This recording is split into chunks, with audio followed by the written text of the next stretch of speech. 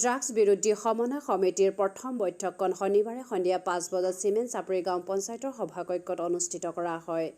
Drugs নিৰাময় সমন্বয় সমিতিৰ সভাপতি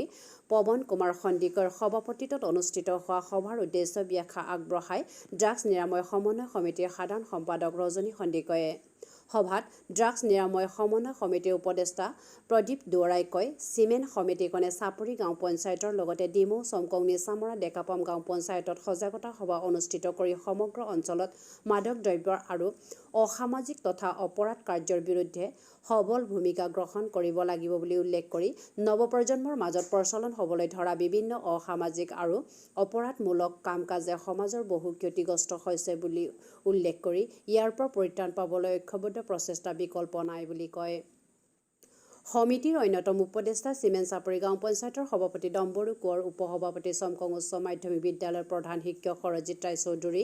ফণীধৰ দাৰিক ৰাজেন্দ্ৰই, চিমেণ্ট চাপৰি গাঁও প্ৰধান ৰজনী মহন্তই চিমেণ্ট চাপৰি চমকং ডেকাপাম নিচামৰা তেলাম আদি অঞ্চলত ড্ৰাগছ মাদক দ্ৰব্য অসামাজিক তথা অপৰাধমূলক কাম-কাজৰ বিৰুদ্ধে ঐক্যবদ্ধভাৱে যুঁজ দিয়াৰ মত পোষণ কৰি এই ক্ষেত্ৰত সমাজৰ সকলো শ্ৰেণীৰ ৰাইজক আগবাঢ়ি আহিবলৈ আহ্বান জনায়। সভাত ড্ৰাগছ নিৰাময় সমন্বয় সমিতিৰ সহকাৰী সম্পাদক অপূৰ্ব বৰা, খগেন বুঢ়াগোহাঁই, বাবুল চুতীয়া, লক্ষ্য চেতিয়া প্ৰমুখ্যে সমিতিৰ বহু সংখ্যক বিষয়ববীয়া উপস্থিত থাকে।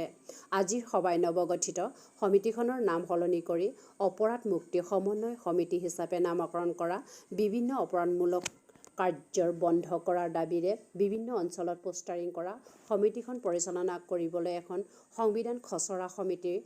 পৱন কুমাৰ সন্দিকৈ, ৰজনী সন্দিকৈ, সৰজিৎ ৰায়চৌধুৰী, অনিল বেজবৰুৱা, তোলন সোণোৱাল,